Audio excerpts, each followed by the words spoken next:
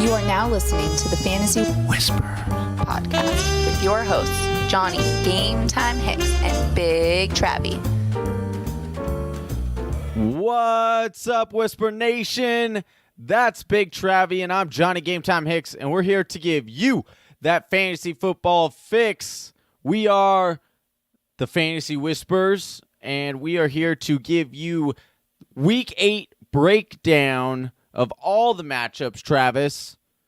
Man, I am so excited for this episode. We got some good gems in this episode, brother. Yeah, man. We are approaching halfway through the NFL season, over halfway through the fantasy football season. So it just keeps getting better and better. We get to, really dive into the numbers in this episode and then, go back and forth on a couple of things we disagree and agree on. I'm excited to jump right into it. I'm excited to be here. Super pumped, dude. And this is now the third episode. We're on episode number 36, Travis. This is the third episode where I'm back in my lab, my good old lab. Super pumped about it. We're getting everything moved in. Everything's starting to come back into shape. Life's starting to get back together. And the Whisper Nation may not know, but Johnny's had some remodeling going on in his house. And thanks for sticking with us through and through as Johnny's been arranging and moving all over the place. I mean, at one point, I thought he was like outside in the dumpster recording at one point. I just didn't know what was going on with Johnny, but he's here and he's in his trusty lab, and we love it. Yeah, if that's what I had to do in order to get the show out, that's what we do over here at Whisper Nation headquarters, right? That's right, brother. All right, buddy. So like we said, this is episode number 36. We're going to dive into Week 8's matchups. This is part 1 of a 2-part series that we put out every single week.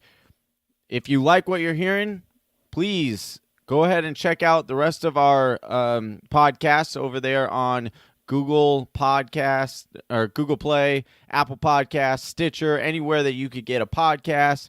As well as check us out on social media. Just search the Fantasy Whispers and we'll come right up. We got a lot. We're on Instagram, Facebook, Twitter. We're on all of that, as well as on YouTube. If you're watching this, thank you so much. Please hit that subscribe and that bell so you get a notification every time we come out with a new video, which is quite often during the week. We got a lot going on, as well as Travis putting out all those graphics on Instagram. So make sure you guys follow over there. Anything else, Travis, before we jump into today's news and notes? Well, if you're listening to this episode, that means that you are preparing for your week, and what better place to do it, like Johnny said, than go to the website, thefantasywhispers.com. Player stay away articles posted there. Our rankings are posted there, and any waiver piece that we put out goes there. You'll be able to stack up on some nice goodies, some morsels we got for you at thefantasywhispers.com. And a little bit of a humble brag there. Big Travy called a lot of the players of last week. I know he said benchmark Ingram. I wish I would have followed his advice. And he had a couple of plays in there that were brilliant plays that came through for a lot of fantasy owners. So definitely check out that article. He comes out with it every single week. All right, Travis, let's jump into it, buddy. Let's do it.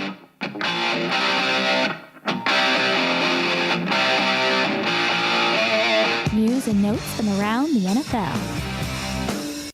That's right, Johnny. Our news and notes, as always, is brought to you by Fanatic. That's Fanatiq. That's where fantasy meets IQ. Johnny, these guys are great. We partnered up with them before the season started, and they just continuously every week update this app. So if you have any Apple device, you go to the Apple iStore there, or Apple App Store, and you go ahead and download Fanatic. Basically, they've got every fantasy relevant player you can think of, and they've got charts detailing the last 3 games, everything that's relevant, targets, red zone looks, red zone touches, percentages of the market share within that team that they're on. And of course, all the news and updates that we give you every week is right in there in the app. They want you to win the week, win the next, and win your league. We love Fanatic. Go check them out. They are great. They're also a great follow on Twitter. Yep. Because they're putting out a lot of those stats they get in snapshots there with the graphs and the charts. So we love them. They're a great partner, and we love what they're doing over there every day, updating it. Yes, we do. All right, we're going to start this off with the Thursday night game of Kiki Cutie has been ruled out for Week 8, Travis. We know we're starting DeAndre Hopkins no matter what. We'll talk about that matchup in just a second. But Will Fuller now becomes a little bit more interesting as Kiki Cutie was kind of cutting into his market share. So definitely get Kiki out of your lineup. No longer doing the Kiki this week. All right. So next up, are you saying that you don't love Kiki no more? I mean, not for this week. Wow. I would be staying in my car. Just like that, week. huh? Yeah, I would stay in my car this week. Look like maybe Kiki Cutie was doing the Kiki challenge too much, pulled a hammy or something. Yeah, maybe. All right, we had a couple of people that didn't practice today. Allen Robinson, groin, Marlon Mack, ankle. Both these guys will probably will suit up on Sunday, but we continue to keep tuned in to the Fantasy Whispers. We'll keep you up to date. We had Sean McVay came out and said Cooper Kupp is doubtful for Sunday, but he is making some good progress. This is some good news after it looked like a really bad injury to his knee. Looked like a season ender, man. Yeah. We've gotten kind of lucky, him and Sony Michel, both of those injuries look pretty gnarly, and yet both of them was only a couple week injury, so that's pretty good. Golden Tate was limited in Wednesday's practice. Robbie Anderson, ankle, didn't practice. Big news that came out today was that Todd Bowles says Bilal Powell requires season-ending surgery on his neck. So he was placed on the IR. He says it could be career-ending, which you never want to hear. Says this is more serious than the one Quincy Enunwa suffered last year. Let's hope that he can recover quickly and safely and return to football. It's a terrible. Yeah, terrible but more news. importantly, let's hope he just returns and it is has a functioning body. Neck injuries are always scary, but yeah, definitely a guy that you root for. Bilal Powell has always been talented, hasn't always had a role defined, so it's just a heartbreaker for that guy. Feel bad for him. Yeah, and as of note, so you want to go out and pick up in any league possible right now. Pick up Elijah McGuire. Thank you, Elijah McGuire. Big Travy over here sniped him from me. I get the notification right on my phone. Hustle to our waiver wire. We got a really competitive. Our league of records, super competitive. Hustle over to the waiver wire, see free agent, click the add button. I'm going through trying to figure out who I want to drop exactly. Went to do the old classic drop the kicker. I'll just pick up one later. And as soon as I did that split second, Big Travy sniped him from me, said no longer available. I gotta give you kudos on that one, brother. It's looking. I gotta say that feels good. Here's the thing: we talk about this all the time. May not mean anything, okay? Elijah McGuire may not end up being anything in fantasy this year. He could be, but may not. But I tell you what feels better than everything. Getting a message from Johnny early in the morning that says, oh my God, what the heck? I'll give you some wob for him. Or we have another buddy in the same league of record going, that's twice this morning I tried to add someone and they were already added. And it just feels good. It's like when you go and draft someone at the draft and somebody's, nice pick, man. Nice pick. It gives you that, that boost of confidence. Yeah, you don't know if it's going to be anything, but boy, does it feel good, man. For sure. All right, we had the Bucs coach, Dirk Cutter, said that Peyton... Well, actually, Johnny, I want to go back a little bit on Elijah McGuire just real quick. Johnny does mention to pick up Elijah McGuire. Here's the thing. Bilal Powell was actually on the roster bubble to start this season because the Jets loved Elijah McGuire so much. Yeah. He is a talent. He can run and catch. He is a guy, unlike Crow or Powell, he's not just suited for one avenue. No. So he is a guy that's got upside to basically be a feature back. Offense isn't great there in New York, but he could be one of the few weapons. He's eligible to return next week, and from what it sounds like, he returned to practice last week. Yeah, and is looking good enough to come back. So yes, he's fast. Another speculative ad in that New York Jets backfield is Trenton Cannon. Yeah. He caught, I believe it was 4 passes for 69 yards last week. So he was very explosive on the few plays he got. So just take a look at that Jets backfield if you're running back hungry, which I know a lot of you in the Whisper Nation are. Yeah, for sure. Good job, Travis. The Bucs coach, Dirk Cutter, said that Peyton Barber was not practicing today, and Ronald Jones got the majority of everything. What a wild roller coaster ride Ronald Jones has had, okay? Yeah. Preseason, I have him as one of these guys I really like as a sleeper. Thought it was a good fit for the Bucs because nobody was in his way. Then Peyton Barber was in his way. Peyton Barber was stopping him. Then he couldn't catch. Ronald Jones was not good at catching.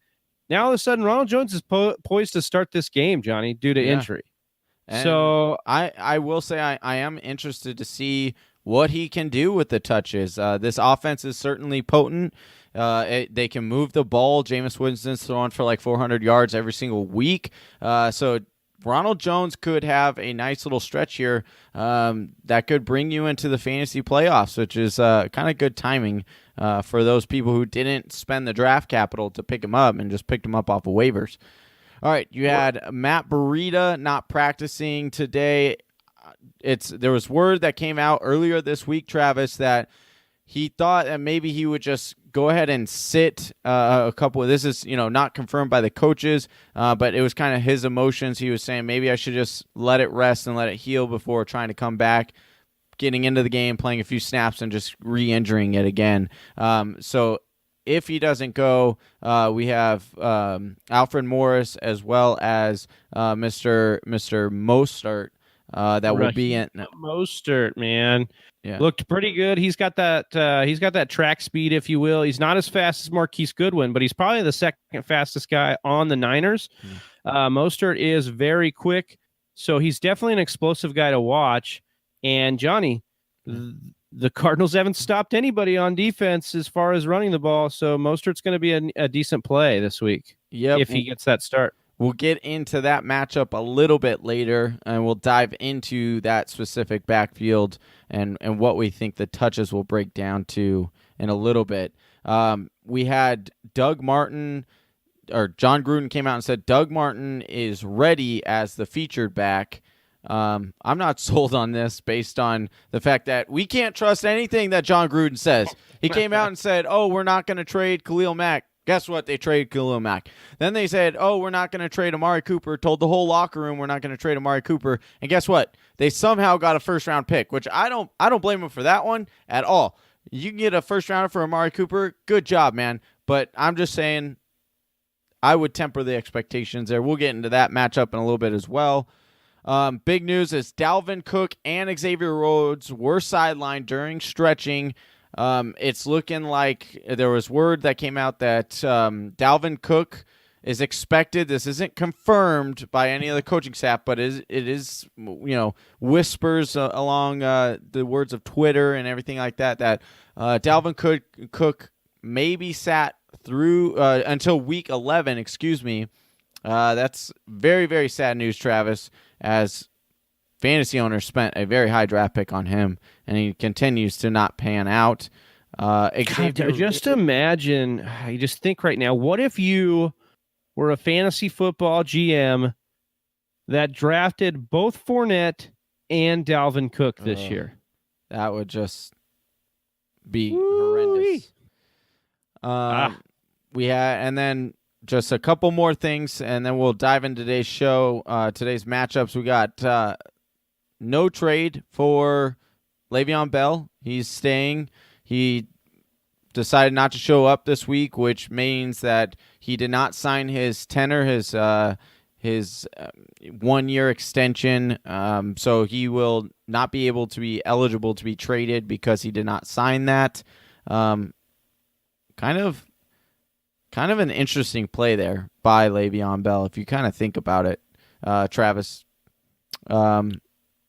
Yeah, I don't want to go too in-depth on this, but I will say that one of the storylines or narratives that was going along with this is that he would wait for this because there is some thought in his mind that a run with the Steelers could allow him to be long-term there. That was what a beat reporter said that when they said he was going to come back during their bye.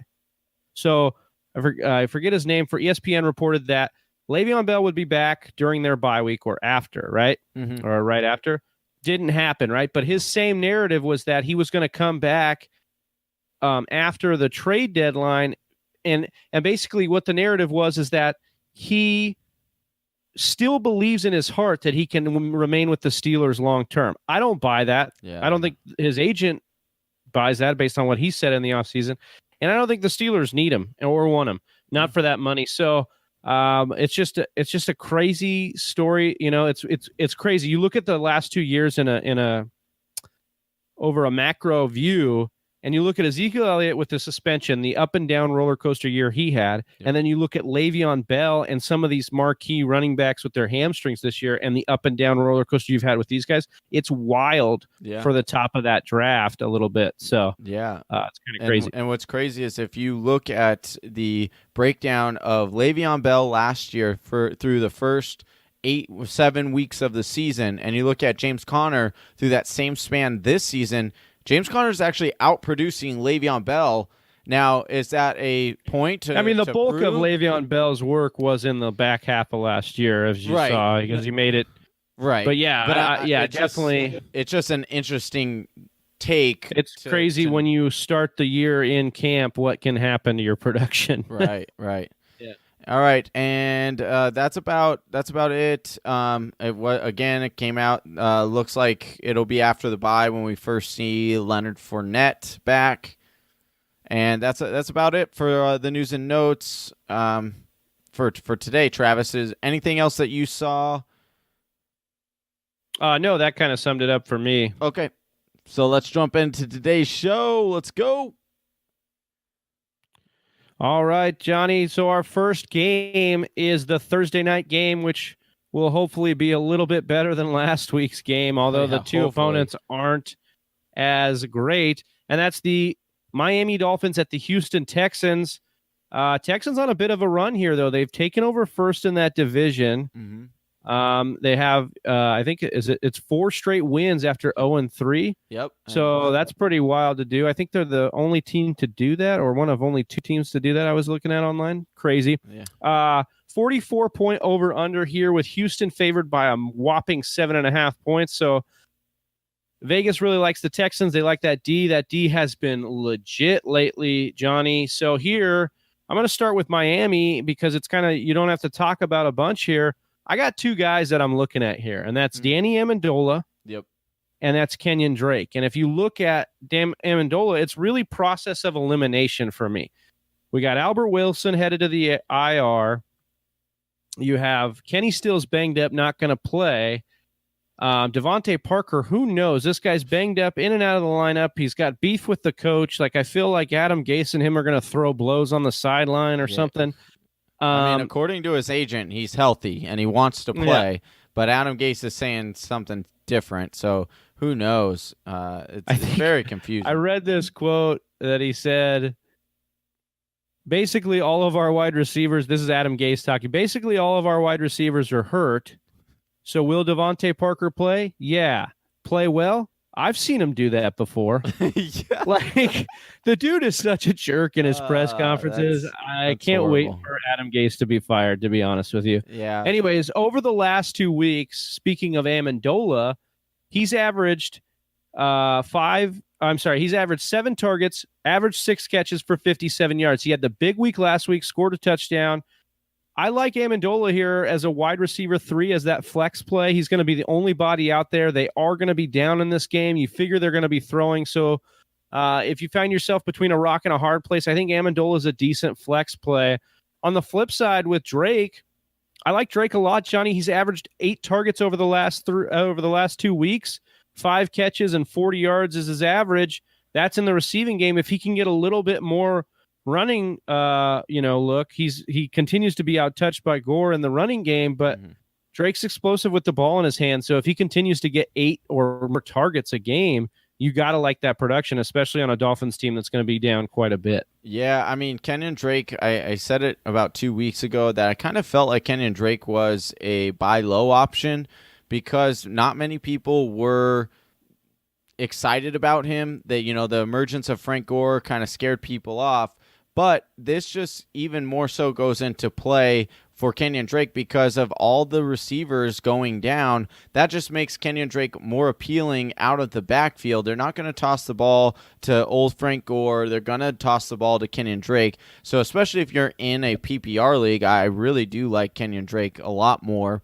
And I think that he's going to get production. Now, when I look at the flip side of the ball, Travis, you've got Kiki Cutie out, which we just talked about. Will Fuller is also battling a hamstring injury, but it's looking like he's going to give it a go. He saw 8 targets, and he had 6 catches on those 8 targets for 68 yards last week, Travis. Do you see Will Fuller repeating some of that? Do you think maybe he can finally get in the end zone? He's built that rapport with Deshaun Watson, but we've also seen Deshaun Watson struggle a bit over the last 2 weeks. He was on our Downs episode earlier this week. If you haven't checked that out, please go check that out on Google Play, iTunes, or Stitcher.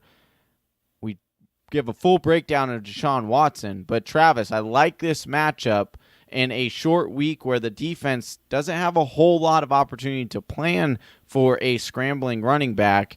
What do you see the outcome for Will Fuller? I like Fuller's outlook here, especially with Cutie off the field. If you look at the games without Kiki Cutie, those are Fuller's best games on the year. Mm-hmm. So before Kiki Cutie was out active and with him out with injury, you saw Fuller actually thrive in this offense. I will say, I'm not quite ready to give the Texans that vote of confidence based on their, inefficiency on offense. They've really leaned on their defense for this win streak. If you look at the numbers, defense, and then last week with Lamar Miller in the run game. So for me, yes, I think Fuller's a fine play. I think just based on the fact that you're going to have Xavien Howard on DeAndre Hopkins. Who? So who's that?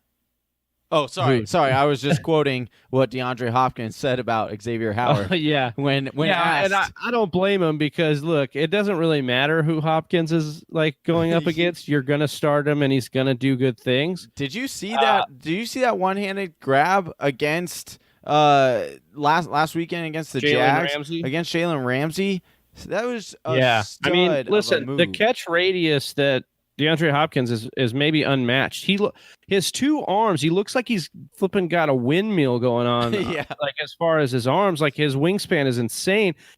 But yes, with Xavien Howard, shadowing DeAndre Hopkins, I kind of like Fuller to see some better looks here against that Miami team. And if you look at over the last 3 weeks or over the last month, the Dolphins are averaging about 20 points given up to the quarterback position. So there's going to be some work here for Deshaun Watson.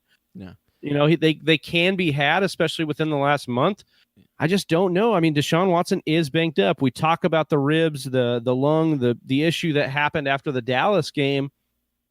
I don't know. Fuller's a fine play. Hopkins is a fine play. I'm kind of fading Watson if I can in a lot of situations. Yeah. Just because we talk about Miami over the last month, but on the season still only 15.1 points per game to the quarterbacks.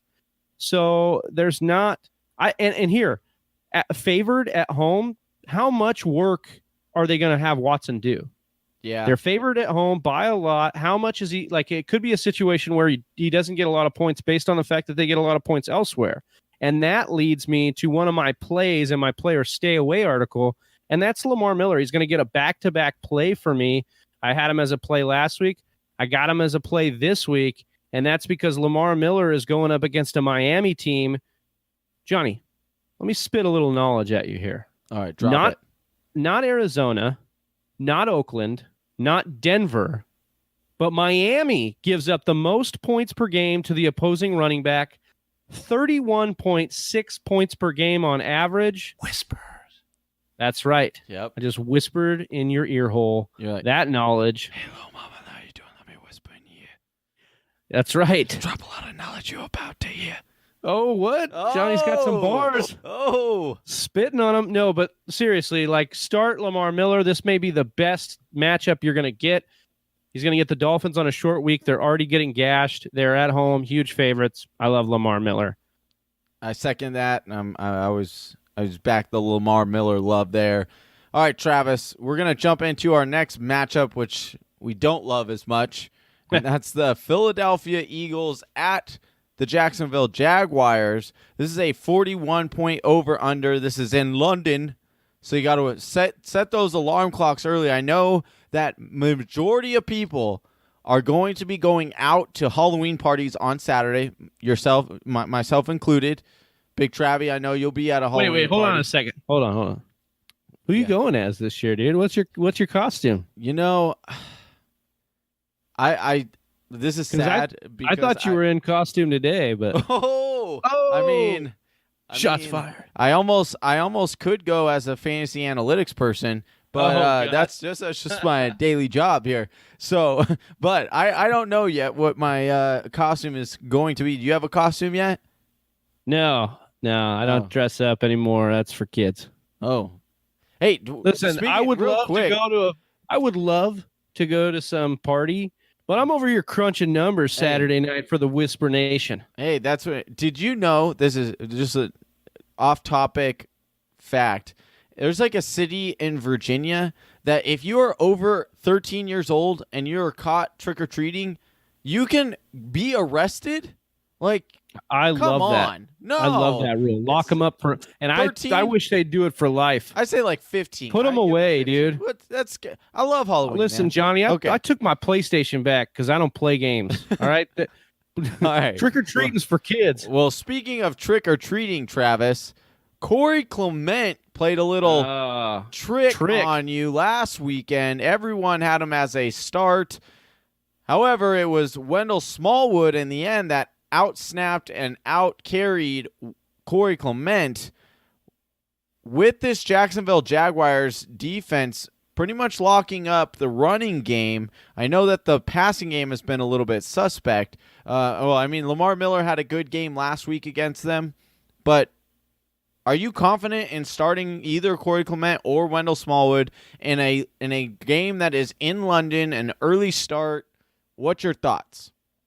My thoughts are that last week I tried to get cute in the Player Stay Away article and on Instagram with the Whisper Nation, and I tried to tell you guys that I could see Corey Clement rising to glory here. I could just see it. It was happening. They were easing him in. And you know what I did? I was an idiot, Johnny, because I tried to predict what Doug Peterson's going to do with his backfield, and nobody's ever done that ever. In the history history.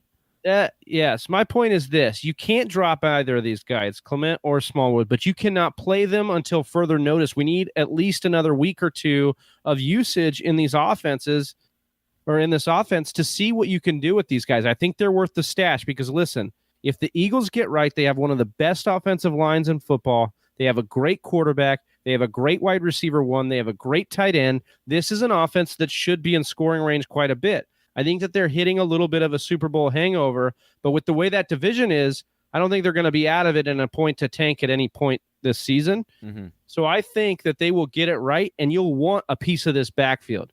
It's just which one, and I don't know that you know that yet. So until further notice, Big Travy saying stay away from these two till you get a better look. All right. At other skill positions, you're starting Zach Ertz. That's a no question. Even though it's a tough matchup, you're still going to start him. Alshon Jeffrey, though, Travis, he is a wide receiver one since coming back. So hot right now. So hot. But with his matchup either against Boye or the aforementioned Ramsey that we just mentioned about Hopkins, what is your... Don't care. You don't care. Wow, you're putting him in that status there. Do not care. And, maybe I'll be wrong. I tried to doubt Alshon already against a tough matchup, and he has shredded it each and every time. He's a wide receiver one pretty much. You can't bench him. The guy in his 4 games back from injury, he has 4 touchdowns, Johnny. Yeah. He's averaged 9.75 targets. He's averaged 6 catches. He's averaged 76 yards, and 4 touchdowns means he's averaged a touchdown a game. This guy is unstoppable. He's getting the targets that we always wanted him to get in other offenses with a nice young quarterback, and even with Zach Ertz in the lineup. I think you got to keep rolling him out there just because of the touchdown upside. Okay. Do I think that Ramsey and Boye could limit him? Yes, to like 30 yards. Is he going to probably score, though? Probably. So, but here's my question: if you, based on what you just said, great stats, but you just said he scored a touchdown in every single game. Well, Now, not every game, but he averages a touchdown. Or an averages a touchdown in every single game. Now, does that make him touchdown dependent? Now, if you say he can go... No, not when you're averaging 76 yards, Johnny. That means he's going to have his 100-yard games. He's going to have his 30-yard games, and this is definitely a candidate for a game like that, like against Jaguars. Mm-hmm. But, dude, he is getting the yardage that we never thought he could get before, because we always thought he was a 30-yard, 20-yard guy and he would score because he had that touchdown upside. Now he's getting up there with the 70, 100-yard games, or 70, 90, 100-yard games, and you're like, okay, this guy is legit. Kudos to those owners that went out there, got him and sat on him and waited, because he's paying you off handsomely. Oh. And for me, we just talked about how over the last month against the wide receivers, Jacksonville's been a little bit exposed. So I'll take it. So looking at some of the other side of the ball, Travis, are you confident this should be Carlos Hyde's debut for the Jacksonville Jaguars? Not sure exactly how many touches he's going to get. Yeldon is also in this backfield, so I could see a timeshare. I'm not really confident in starting Yeldon or Hyde against this Eagles defense that's actually been pretty stout. Is there anybody that you feel confident starting on the Jacksonville Jaguars offensive side of the ball? I really don't want to start anybody except for maybe, I hate I'm saying this, but listen, I don't want to start the backs, and that's because, we talked about Philly and how they are against the running back. They're really good against the running back. They're within the top 5 against the running back, but they're actually giving up some points to the wide receiver position. And Moncrief has been quite a solid play in the Jacksonville. It doesn't make you feel good, but similar to Amendola, I think if you're in a pinch, I think Moncrief's worth a look here. Yeah. But I don't feel confident. For some reason, it seems to be one of the favorite targets of Blake Bortles. He's got 46 targets on the year. He's caught 25 of them for 329 yards and 2 touchdowns. Travis, it frustrates me watching Blake Bortles throw the ball, and especially when he throws it to Moncrief, when he has a 6'4". Dude, it's like when you watch I get it a lot out here in California. You got these very attractive women that are just with these ugly dudes. And that's what I feel like. You're talking about me and my wife. Well, you're not here in California, but no, I'm just kidding, man. You're doing fine. No, I think, listen, he's got all these talented wide receivers there in Keelan Cole, in Dede Westbrook, and he's throwing to the used goods there in Dante Moncrief. But I'm okay with rolling him out. Last thing I'll say about this game, Johnny, I'd be okay with either defense here. Yeah. I think it's a low over-under of 41 points, a close spread. Philly only favored by 2.5. Mm-hmm. So I think you're good with either defense as a streamer here. For sure. I agree with that. All right, next game on the slate, we got the Baltimore Ravens at the Carolina Panthers. It's a 43.5 over-under. Baltimore is favored by 2. Travis, over the last few weeks, Collins has kind of emerged out of this backfield finally. It was a little murky there with Bucky Allen, but has Collins become touchdown dependent, or do you see him becoming more having a standalone value based on his usage in the last few games? No, he's been very touchdown dependent. That's because total yards from scrimmage, he's only averaged 55 in the past month. Okay, so that's even with a few games of Buck Allen, him out-snapping Buck Allen. You think about him needing a touchdown, and you think about the Panthers have only led up of 2 touchdowns on the year in 7 games. Well, I guess they played 6 because they're bye, but still, not a good shot for him to score this week. He's a guy I'm fading in this matchup. I also think both of these teams, yes, they've got decent offenses, excuse me, but they lean on a defensive backbone. This could be another, slugfest that you're not going to really want either part of. So for me, I'm fading Collins. I just don't know if I can trust him here. If you don't have any better options, obviously you'll want to roll him out there, especially with the way the running back is. But yeah, Collins is a little too touchdown dependent for me. The interesting thing here, or the piece I want, is John Brown, and we talk about Crabtree versus Brown. That debate continues to rage on, but Brown is your boom guy. He's third in the league with yards per catch. 19.9. I think we talked about this on our Crowns and Downs episode, Johnny. He's not catching a ton of his targets, but he's getting upwards of 20% of the targets. And with a 19.9 yards per reception, he doesn't need to catch all of them. He's just got to catch a few, and he's gonna do damage. And I just think that's a perfect. We talked about it all year. I could talk about it till I'm blue in the face. He is the perfect receiver for Joe Flacco. Yeah, Joe Flacco loves the deep ball, and John Brown is one of the fastest guys in the league. Yeah, and so he just sits back there and chucks it. It's really fun to watch. I love John Brown as he's a former Cardinal. I know I mentioned that before, but the guy's got a lot of talent. It was just he was having difficulty staying healthy, and it's looked like he's gotten it finally corrected, and he's having somewhat of a reemergence as in a really good fantasy wide receiver like he was a few years ago. Travis, the big question is the Ravens have allowed 12.6 points per game to the tight end position. Greg Olson did get in the end zone last weekend, but it was on the last minute or two of the game, last few minutes of the game. But he did get 12 targets in that game. How confident are you in starting a Greg Olson against this Baltimore Ravens defense? I think I'm okay with it. Just because, like we said, 12.6 points per game to the tight end. So one of the better, matchups in the league as far as the tight end goes. It's within the top 15. So I'm okay with it there.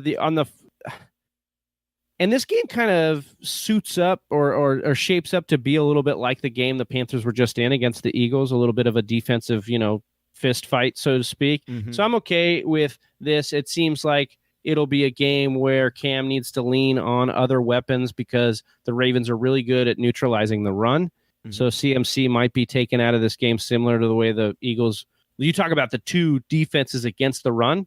It's Philly and Baltimore. Right. And so it shapes up to be a similar matchup. So I could see Olson being somebody that Cam leans on again. Yeah.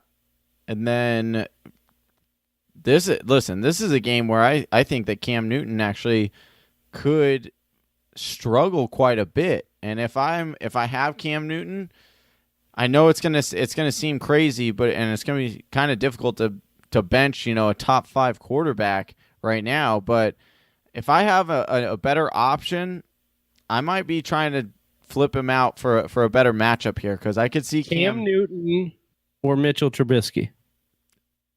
Believe it or not, I'm going Mitch. I'm going to go Mitch Trubisky. I like the matchup that the Bears have, and I think that Mitch Trubisky has been pretty solid as far as Cam Newton or Jameis Winston. Oh, Jameis Winston against the Bengals defense that's been surrendering a ton of points to quarterbacks. Yeah, I'm kind of with you there. Here's my thing. Cam is probably I'm finishing up the article tonight. Mm-hmm. Cam's probably a stay away from me. Yeah. And you just look at what the Ravens are doing. They are an elite defense. They're second best against quarterbacks. They're first best against running backs. I'm not benching CMC because I think his floor is really nice just based on his 96% usage in the offense. But I'm tempering expectations on CMC, and I the more I go over it in my head, Baltimore, this average is insane, Johnny. They let up 12.7 points to the opposing quarterback. That's crazy. That is an insane amount of points. I think Cam's rushing is what makes me want to doubt this, but I just don't know if I like Cam this week. Yeah. All right. Moving on to the game I know you're excited about, and I'm excited about it as well. And that's the Denver Broncos at the Kansas City Chiefs. This is a 53. Listen, I got to say America is excited about this. Oh, yeah. Oh, here's the thing. I talked to a buddy at work, the day job, not, the dream job. No, but I talked to a buddy at work and I said, talking to him a little bit about the Chiefs, and he goes, it doesn't matter what's going on. The Chiefs are must-watch TV for me. He's a Colts fan, and he said that he has to turn the Chiefs on whenever he's at home. He said that his girlfriend was getting really pissed off at him because that Bengals-Chiefs game was a blowout, and he kept watching. Yeah. She said, why are you watching this? He goes, well, it's Patrick Mahomes. Yeah, and I think that's where we're at with this kid. That's where we're at with this offense. The Chiefs are just fun to watch. And even with them favored here, Johnny, by 10.5, you got to have your eyes glued to this game. Who knows what can happen with that offense? Oh, for sure. I'm excited for this game. So since we've already started on the Kansas City side of the ball, Travis, we're pretty much starting everybody on the Kansas City Chiefs as a no-brainer starter. You're starting Hunt, you're starting Hill, you're starting Kelsey. But the question then comes down to Sammy Watkins. What should fantasy owners do with Sammy Watkins? Should they start Sammy Watkins in this game? And what if they do start Sammy Watkins? What is your level of confidence here? He's got a floor. He's like the floor play for the Chiefs, in my opinion. So you got Hill, who's got the massive ceiling. Obviously, Kelsey's going to do what he does. Hunt has now come into his own as the most consistent play in all of fantasy, most likely. Yeah. Outside of Gurley. But Sammy, to me, he's got that nice. He's been a wide receiver 3 or better in 4 of his past 5 games. So he's got a decent floor. He's not going to pop like you may have thought when he signed this deal with the Chiefs. But I think he's that guy when all the other options are covered. He's probably their 3rd or 4th option on the play, on every play design. Mm-hmm. And Mahomes, I mean, what a world you can live in as Mahomes when Sammy Watkins is your 4th option. Right. That's or 3rd or 4th option. That's ridiculous. Either way, I think that's where he lives. And in a game where they're going to be scoring quite a bit, obviously, because I don't think the Broncos have what it takes to limit them. I don't know if any defense in the league does at this point. Yeah. I don't see. I think Watkins is a fine play. We talked about Amendola. We talked about Moncrief. I like Watkins more than those guys. As pinch starters. Maybe not Amendola. I'd probably toss it in between those two. But those are, I think Sammy Watkins is a fine guy. I don't know if you feel the need to start him, if you've got better options, but wide receiver 3 flex, that's where he's going to live most weeks. All right, and then looking at the other side of the ball, Travis, you've got this backfield for Denver that's a little bit muddied. However, there is a player that's starting to emerge as the clear favorite, and that's Phillip Lindsay.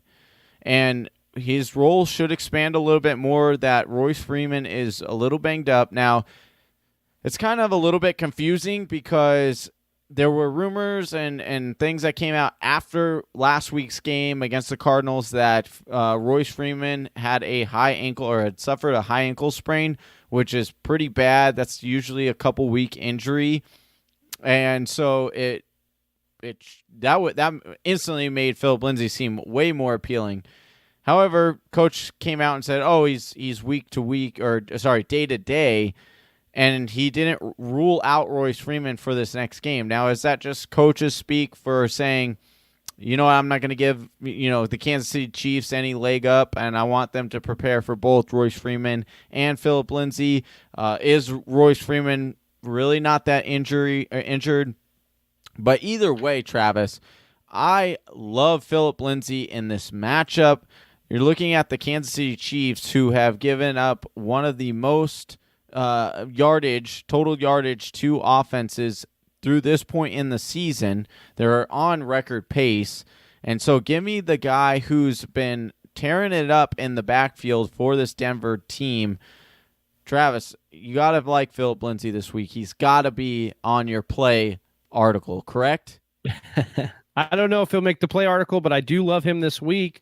You think about the Chiefs, you said it there, Johnny. Over the last 4 weeks, the Chiefs have surrendered the 7th most rushing yards to the running backs. Mm-hmm. So we talk about Miami, Arizona, Denver, the big hitters as far as giving up yardage and things to the running backs. So Kansas City's not far behind.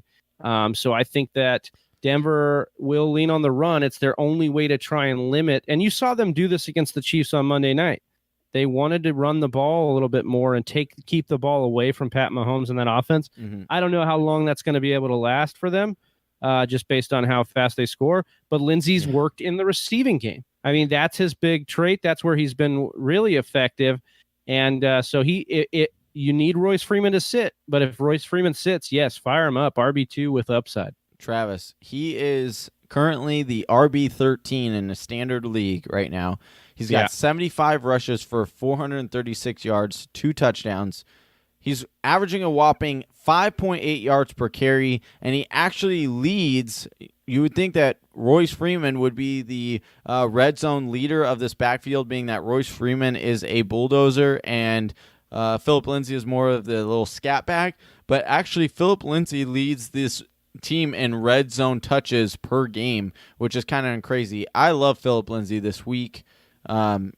Yeah, I think it's a great matchup. I think if you got him, he's been a must start pretty much every week. Yeah. If you look at it, I mean, you talked about him being RB13 on the year. He's ended up returning value on every time you've rolled him out there. Yeah. So I think he's a must start. And especially he gets some plus draw, some plus upside in this matchup. His counterparts, his receiving counterparts, if you will. Emmanuel Sanders, obviously, he's, I think wide receiver 5 on the year in standard scoring. Insane. He's obviously out there throwing touchdowns. He just doesn't care. Demaryius Thomas, though, here is the interesting one for me. Kansas City's defense has been soft, although they were very good on Sunday night against the Bengals. He has a touchdown in 2 of the last 4. He's playing this tough defense. What do you think about Demaryius Thomas in that wide receiver 3 flex range? I think you could do a lot worse. I would rather play Demaryius Thomas than Sammy Watkins. I can tell you that. Demaryius Thomas. I think touchdown upside's a little bit more there with Demaryius Thomas, wouldn't you say, than Sammy Watkins? Yeah. Yep, for sure. I think when they do get in the red zone and they're going to throw it, they're looking DT's way. Obviously, Sanders outside the 20s is a monster. He has the ability, because of his speed, to break one. We saw it last week against the Cardinals. Would you do Demaryius Thomas or Devin Funchess? I would go Demaryius Thomas because of the matchup, and that's strictly if you're asking me in a vacuum. I mean, against Baltimore. In a vacuum, I'm going Devin Funchess, but due to the fact that they're going against Baltimore, Kansas City Chiefs defense, I could see Demaryius Thomas and Funchess being a lot of guys we answer questions on in the IG stories this week. Yeah, similar to some of the other guys we talked about. I wanted to touch on that. Moving on, though, to another AFC North battle. Well, I guess that wasn't really an AFC North battle. Moving on to an AFC North battle, we've got the Cleveland Browns at the Pittsburgh Steelers, fresh off a bye. This is a 50.5 over-under, with Pittsburgh heavily favored by 7.5 at home. And if you've watched the Cleveland Browns of late, you know why Pittsburgh's favored by this much. One of my favorite things to... Getting it going. They're getting it rolling for sure. Yeah, the Steelers have gotten it going, and the Browns have gone the other way. So the Steelers average nearly 4 sacks a game, Johnny, and no team allows more sacks in the NFL than the Cleveland Browns. So I love Pittsburgh's D here. They're a huge streaming target. Hopefully you pick them up off waivers. Obviously, we're starting every single Steeler we can. The question comes at the tight end position, Johnny. We've got Vance McDonald. He's coming off his season-high 8 targets last week. Last game against the Cincinnati Bengals before the bye. Mm-hmm. Cleveland, on average, is giving up 105 yards. Cleveland just gave up 105 yards to the Tampa Bay Buccaneers tight ends. Yep. So I ask you, it's a similar situation as the Bucs tight ends as it is the Steelers tight ends, because you have Vance McDonald and Jesse James, where you have O.J. Howard and Cameron Brate. So for me, Johnny, Vance is the upside guy. Are you playing Vance McDonald this week? I don't mind the play of Vance McDonald. Again, we're in a year where the tight end position is so up and down. It's hard to say that, I have a for sure better shot at a tight end this week than Vance McDonald. I don't mind it at all. I think he does have the higher upside than Jesse James. Jesse James is more of the blocking tight end. He can catch out of the backfield, but Vance McDonald has been a monster. He's been the truck sticking guy. We like him a lot. So I'm fine with the Vance McDonald play. But Travis, okay. So here's what we can bank on. I wanted to touch on this in the beginning before we dive down. One thing I think we can bank on here is that this game is going to be 5 quarters long, because 4 of the 5 games that Baker Mayfield has played in has gone into overtime, including the last Browns and Steelers game. So that adds a little bit of action. I am willing to bet money that this game will not go to overtime. I mean, I'm not willing to bet money either, but I feel like the Steelers are going to roll here, and I just got to say something like, we got to stop with Baker. I feel like we've spent 4 weeks apologizing for him. Yeah. He's just not – he's a rookie, and I'm not saying he's not going to be good in this league. He's playing like a rookie. The Baker mania has cooled big time. He's not a streamer. He's not a guy you want to, throw out there, especially in this matchup. But Baker, I think, will have a career in this league. His metrics are still good. He's being poorly head coached right now, and I think that's playing a little bit of a role. I want to talk about Nick Chubb, though. Okay, his volume is there, Johnny. We saw that. Even though with Duke Johnson named the starter, Nick Chubb went out there and he got 18 carries. He did work against the Buccaneers in a longer game. His volume should keep him relevant, similar to Hyde, but they are massive underdogs in this, and he doesn't have a role in their passing game. How are you feeling about that matchup? Because the Steelers actually are pretty good against the run. I know they took a lot of heat on their defense this year, but they're actually pretty strong against the run. So give me what's your temperature gauge on Nick Chubb this week? I mean, I think he's going to be a fine, flex play. You're looking at his entire career. I can't say career and year average. He had 34 rushes for 253 yards and 3 touchdowns. Travis, that's a whopping 7.4 yards per carry. This guy's a bulldozer. That line is decent. So I do see him getting the volume. I think that they will try to run it to take a little bit of pressure off of Baker Mayfield, try to keep Ben Roethlisberger and that potent Pittsburgh offense off of the field. So they might give Chubb a few more carries. I could see him, end up get 18 touches in this game, 18 to 20, depending on exactly how much they are in this game. And, we both know touchdowns are kind of fluky. It's hard to predict a touchdown in this game. But I don't mind him as a flex play. I certainly think that there are better options. So, especially at how late, or you're most likely got Chubb off of the waiver wire. So most likely you do have a better option than Chubb this week. Moving forward, I love Chubb. We talked about the running backs for Jacksonville. So if you had Hyde and Chubb, right, you're probably starting Chubb over Hyde. Correct. Because of the way that's working out over in Jacksonville. But still, I think temper expectations a little bit. What I love about the Browns this week, though, is David Njoku. Okay, the Steelers are actually number 5 against the running back, which is why we didn't like Chubb. But they're number 3 most forgiving. So they're one of the third worst teams in the league against the tight end, and you have David Njoku, who over the last 3 weeks has been tight end number 3. So the theme of threes here is start David Njoku because he's, going to score 3 touchdowns. No, I'm just kidding. I think that David Njoku is a really good start here, and I think that against this Steelers team who gives up quite a bit, and we talked about it, they're going to be down in this game. I think based on the way that Steelers are putting pressure on the quarterback, based on the way that the Browns are giving up pressure to their quarterback position, I'm going to say that Njoku is going to be a safety valve here, along with Jarvis Landry. So Jarvis Landry gets a juicy draw because Pittsburgh allows the most yards on average to the wide receiver, and that average is 110.9 yards per game. So I like Jarvis Landry and I like David Njoku. Anybody else? Are you has the ship sailed on Antonio Callaway? Are we done talking Antonio Callaway every week? Yeah, I think it has. Just one more note on Jarvis Landry. The last time when they played this Pittsburgh defense, Jarvis, I understand it was Tyrod Taylor that was the quarterback, but Jarvis saw 14 targets for 106 yards and a touchdown. So, or sorry, not a touchdown. He didn't score a touchdown, but he had 106 yards. So, I see kind of a peppermint of targets coming his way. There's not really anybody else that I want to talk about in this game, Travis. Let's move on to our last matchup of this episode, and that's the Seattle Seahawks at the Detroit Lions. This is a 49.5 over-under. Detroit is actually favored in this game. I think this is their first favorite this season.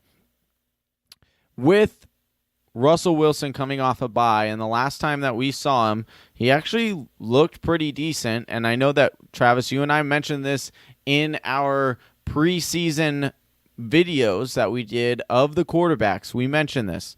We said every single year, if you draft Russell Wilson, expect him to start off slow, because that's what he does, or that's what he has done throughout his entire career. And we've kind of seen the same thing happen this year. But in the last 2 weeks, Russell Wilson has come back and kind of been the quarterback that we thought he was going to be, the quarterback that you thought you were drafting. He's scrambling more. He's throwing it up. They're trusting him with that offense a little bit more, Travis. Over the last 2 weeks, he is 49 passing attempts, 45 passing attempts, 36 completions for 394 yards, 3 touchdowns though. That's the big one. And he's also rushing. He's also ran it for an additional 80 yards. So what is your confidence going into this game against a Detroit Lions defense that's not necessarily been, the Legion of Boom? Yeah, so we thought that they were, well, he doesn't play against them. No, I know. I know. I was saying the Lions aren't the Legion of Boom. Oh yeah, for sure. Yeah. They have limited on the year quarterbacks to 16.8 points per game, but actually in the last month, if you kind of break that down closer to what they are, they've kind of been giving it up a little bit to the quarterback, but with 21.61 points per game in that span. And so I feel like as they trend down, we're watching Russell Wilson trend up, and that includes Doug Baldwin getting healthier, getting more acclimated into this offense. I think Tyler Lockett's been very huge for them. The emergence of the running game actually has been huge for play action and for Russell Wilson. He has not had to run as much this year, which I know hurts his fantasy value, but could actually open up more passing work for him, hitting more big plays. So I think that it's there. You could do a lot worse. But if you're asking me this week, like we were talking about Cam Newton up there, Cam Newton or Russell Wilson, I'm taking Russell Wilson, I think, this week, just based on matchup.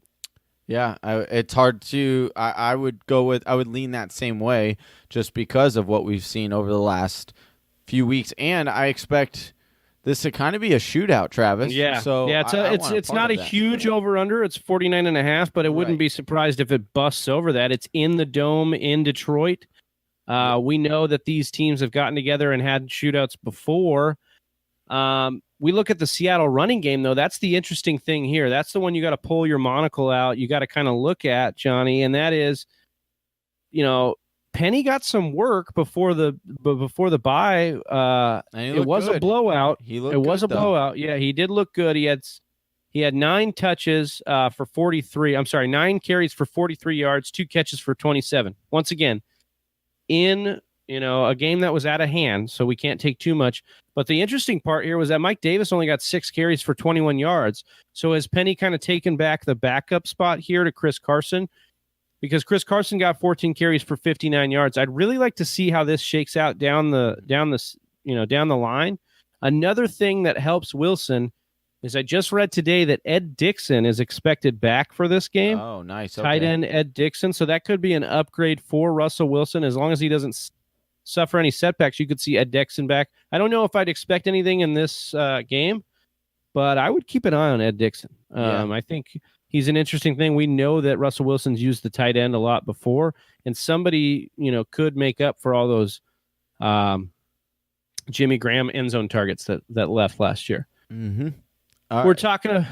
We're talking over the last, or we're talking about Detroit next, Johnny. And so I want you to kind of talk to me a little bit about this wide receiving core. We had thought that it was going to be gangbusters for all three of them all year. It's actually kind of shaped up with, maybe only Kenny G and Tate here. Yeah, that's kind of the worry, right? We expected this to be a three-headed monster, and yet we're seeing Kenny G really emerge as the downfield threat.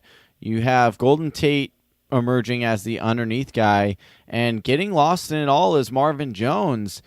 He has given you some decent fantasy games, but Travis, I want to remind people as well that Marvin Jones has kind of done this over his career. He's kind of been either a stud or he's been a dud.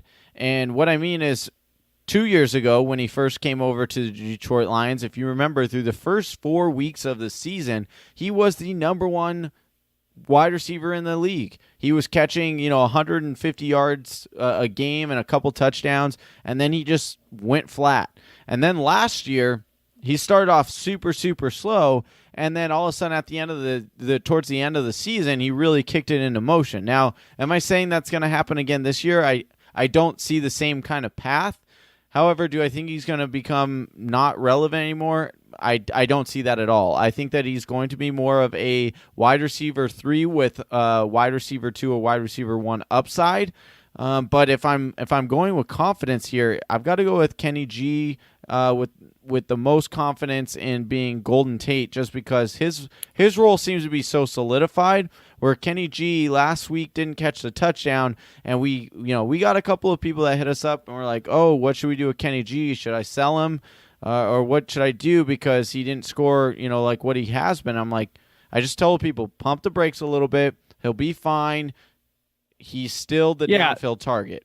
Yeah, and I would agree. And just to break down the wide receivers over the last 3 games, Kenny Golladay has gotten 5 targets on average, averages 3 catches, averages 69 yards and a touchdown in that span. You look at Tate, he averages 7 targets, averages 6 catches for 70 yards, and he's gotten 2 touchdowns in that span.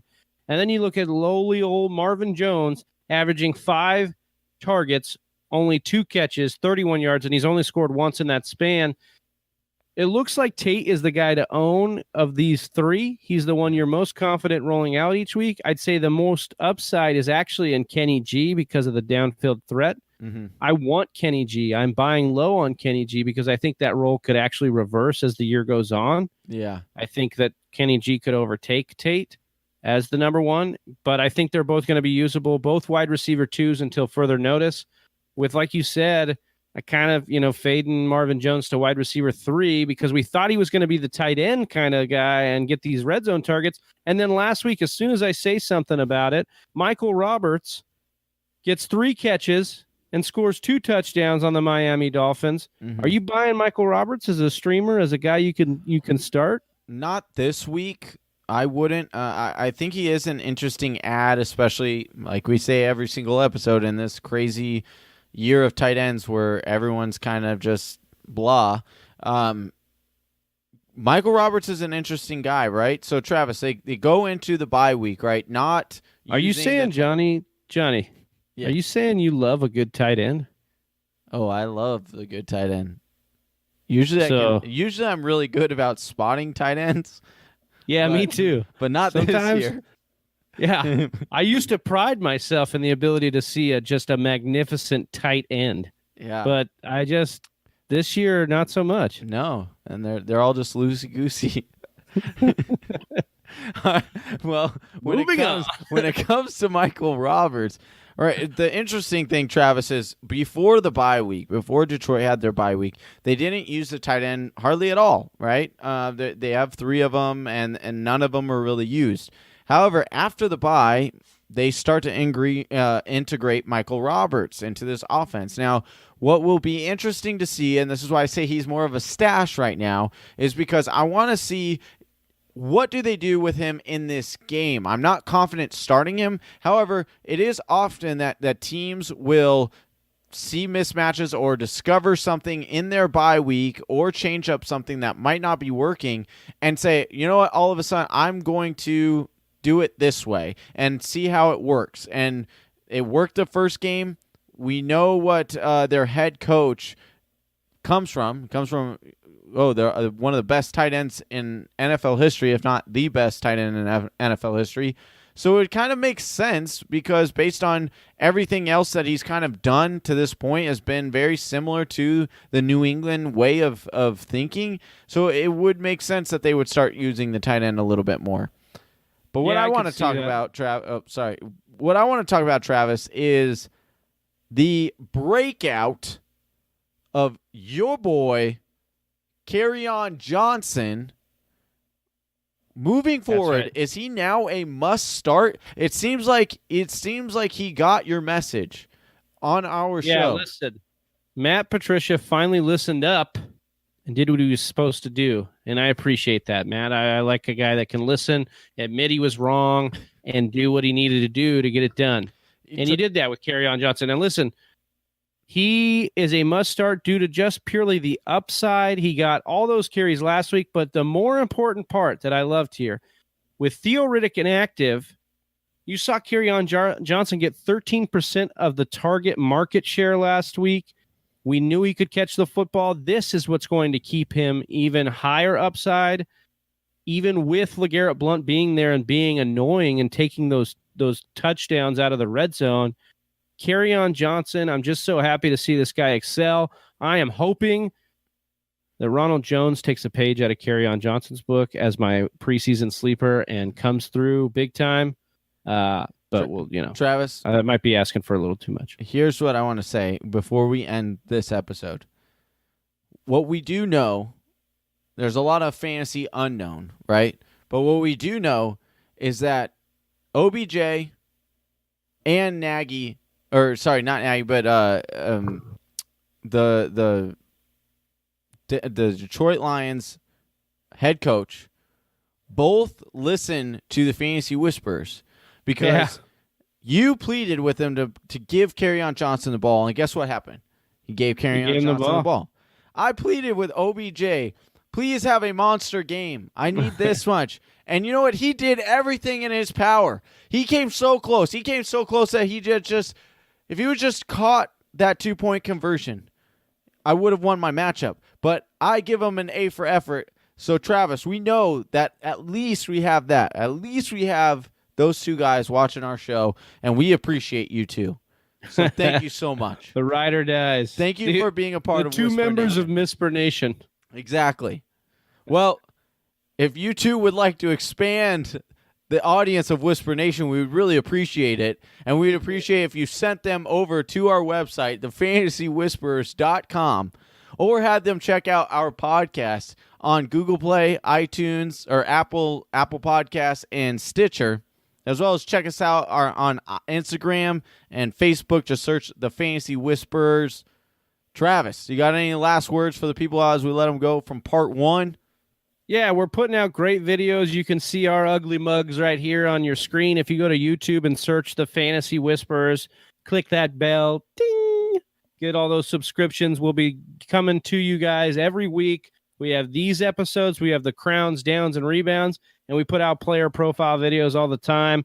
So we appreciate you, Whisper Nation. We appreciate you stopping by. And the next time we talk to you, it'll be a spooky event because it'll be Halloween next week. So we're, hopefully your lineups aren't as scary as mine have been, and you get a little bit more success in this coming week. We love you, Whisper Nation. I'm Big Travy. That's Johnny Game Time Hicks, and we're out. Peace. Thank you for listening to the Fantasy Whisperers podcast. You can hear more from John and Travis on Google Play, SoundCloud, and iTunes. You can also follow us on Instagram, Facebook, and Twitter at TF Whisperers.